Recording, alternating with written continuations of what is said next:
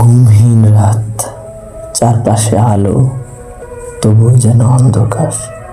গাল বেয়ে পড়ছে নীরবে অশ্রুকণা।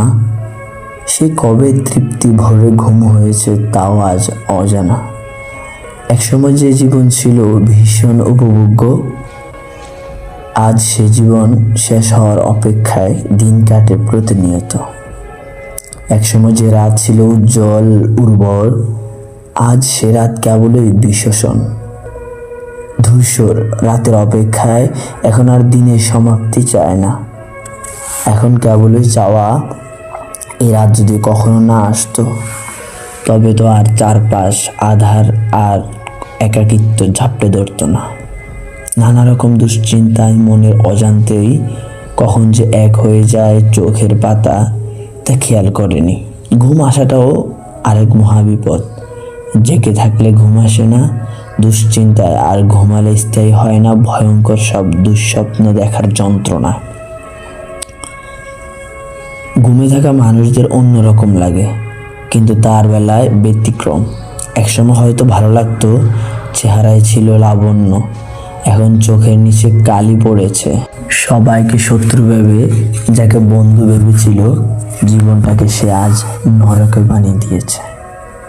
কি থেকে কি হয়ে গেল আজও তার হদিস খুঁজে পাওয়া যায় না।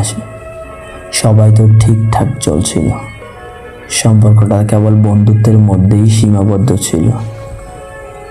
সেও তো এর থেকে বেশি চিন্তা করেনি, চিন্তা করাও তো কোনো কারণ ছিল না।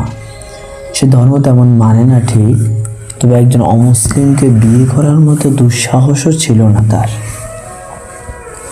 তারপরও সে সুমনের বিছানা সঙ্গী করে কি করে হলো?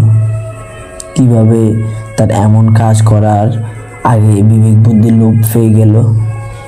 সেদিন পরামর্শ দেওয়া মানুষগুলোর কথা বেশ মনে পড়ছে মিনির। সেদিন তাদের শুভাকাঙ্ক্ষী মনে করলে আজ তার এই দুর্দিন আসতো না। এসব মনে হলেই হৃদয়টা তার হু হু করে ওঠে। সেদিন তারা বোঝানোর কতটাই না চেষ্টা করলো, শুনলাম না। ধমকি দিলাম, বকা দিলাম, হুমকি দিলাম, শুনলে আজ এদিন দেখতে হতো না। হঠাৎ মনে তার একটা প্রশ্ন জাগে, আচ্ছা আমি কি সেই লোকদের সহযোগিতা চাইতে পারি না? সে সময় যেহেতু নিজ থেকেই সহযোগিতা করতে এসেছে, আজ এই বিপদে আমায় ফিরিয়ে দেবে না নিশ্চয়ই? একটু চেষ্টা করেই দেখি না। পূর্বের আকাশ আলোকিত করে নতুন সূর্য উঠেছে, সবকিছু আলোকিত, কিন্তু মিনির